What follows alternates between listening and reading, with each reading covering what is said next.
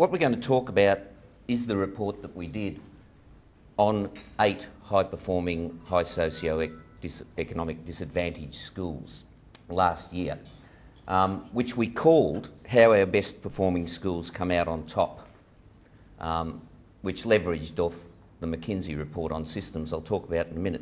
But first wanted to tell a bit of a story just to get some context from my own point of view.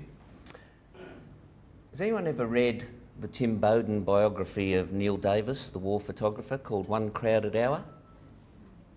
One person has, so I can tell the story with some kind of impunity. Neil Davis, of course, is a legendary Australian war photographer who ended up getting killed in Laos, I think from memory, or Cambodia, one of the two, in the 1970s. And he used to tell this story of the then Malayan insurgency. It would be Malaysia now, of course, when Indonesia and Britain were virtually at war, and there was a real threat that there could have been a war in the Malayan Peninsula in the 1950s, I think. And the story told related to Gurkha soldiers. You'd be aware that Gurkha soldiers, of course, are famed for their bravery.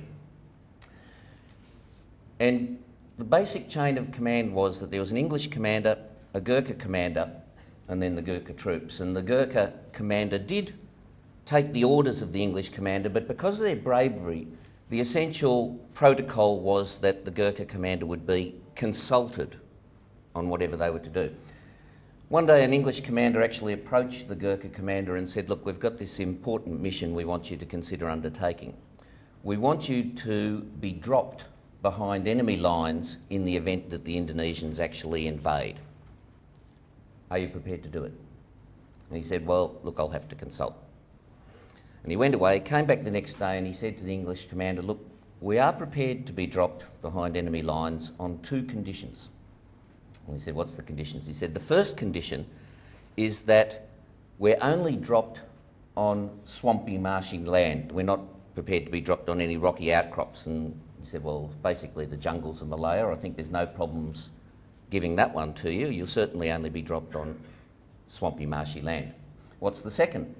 The second condition, he said, is that the plane must fly as slow as is possible and cannot go higher than 100 feet, which really threw the English commander. He said, well, look, no problem going as slow as possible, but it's got to go higher than 100 feet. He said, unless it goes higher than 100 feet, there won't be time for the parachutes to open. And the Gurkha said, parachutes? You didn't mention parachutes. In that case, we're prepared to be dropped anywhere.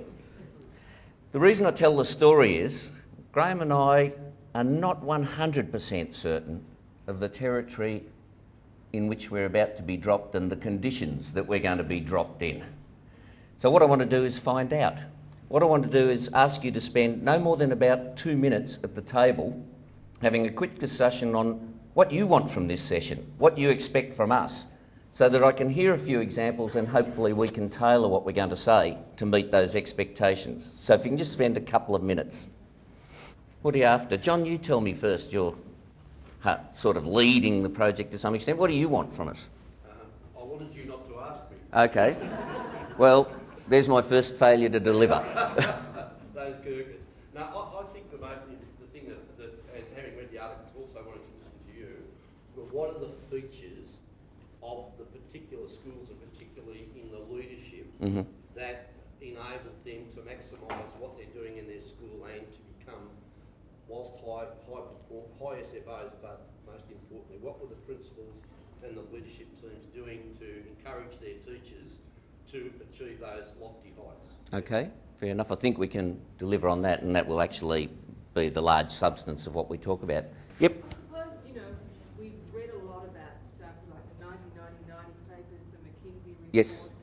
Are there other things that we haven't read about that you may present in the case studies that you've worked with? Are there other magic bullets? Sure. Apart from what we, I think, commonly know about the quality of teaching and Okay. the quality of leadership, Mm. high expectations, the culture of the school, all of those things that I think we've been presented with quite a bit over the last 12 months. I think there's a couple of things, but that's something we might come back at the end and say, was there? And I think there might have been one other. I was just going to say, is there anything different that you found? Sure, similar question. We think so, but that's for you to judge, I guess, when we go through it.